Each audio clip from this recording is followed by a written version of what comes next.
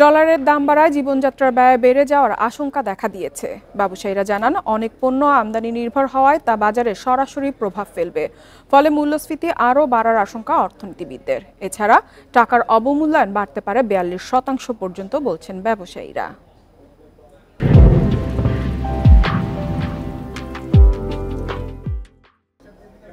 ডলারের দাম এক লাফে ৬০ টাকা বাড়িয়ে ১১৭ টাকা নির্ধারণ করেছে বাংলাদেশ ব্যাংক।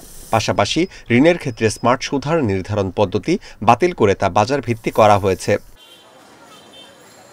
ব্যবসায়ীরা বলছেন, চাল ডাল সহ অনেক ভোগ্যপণ্য আমদানি নির্ভর হওয়ায় বাজারে বাড়বে সংকট। এতদিন যে পণ্য আমদানিতে ১০০ টাকা লাগতো, এখন ডলারের দাম বাড়ায় সেখানে বাড়তি দিতে হবে ৬০ টাকা ৭০ পয়সা। ডলারের বিপরীতে টাকার অবমূল্যায়ন ছাড়াতে পারে ৪০ থেকে ৪২% পর্যন্ত।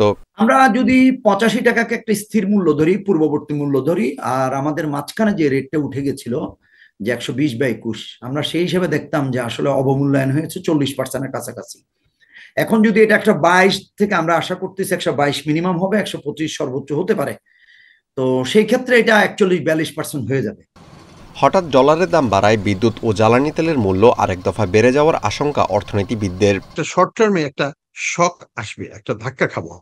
ধাক্কাটা হচ্ছে ইন্টারেস্ট রেট কিন্তু সবারই বেড়ে যাবে, এবং আমাকেও বেশি টাকা দিতে হবে, আপনাদের সবাইকে যারা ধার করেছেন কোনো না কোনো কারণে, সেটা গাড়ির জন্য হোক, বাড়ির জন্য হোক, ব্যবসার জন্য হোক, বেশি টাকা দিতে হবে। তো এটা আমি মনে করি যে এই বর্তমান প্রেক্ষাপটে এটা প্রয়োজন ছিল। তবে নতুন সিদ্ধান্তের ফলে রপ্তানি আয়ের পাশাপাশি বৈধ পথে প্রবাসী আয়ও বাড়তে পারে বলছেন অর্থনীতিবিদরা। একক এক্সচেঞ্জ রেট প্রতিষ্ঠা করা হয়, তাহলে ইনফর্মাল চ্যানেলে যে রেমিটেন্স আছে সেটা কিন্তু ফর্মাল চ্যানেলে আনা যায়। তাহলে সেই ক্ষেত্রে কিন্তু বাংলাদেশের এই মার্কেটটাকে, ফরেন এক্সচেঞ্জ মার্কেটটাকে স্টেবল করে ম্যাক্রো ইকোনমিক স্টেবিলিটির ক্ষেত্রে একটা বড় রোল প্লে করবে বলে আমি মনে করি। এদিকে খোলা বাজারে দেখা গেছে প্রতি ডলার ১২২ থেকে ১২৫ টাকায় বিনিময় হচ্ছে। Amirul Islam, independent news, Dhaka.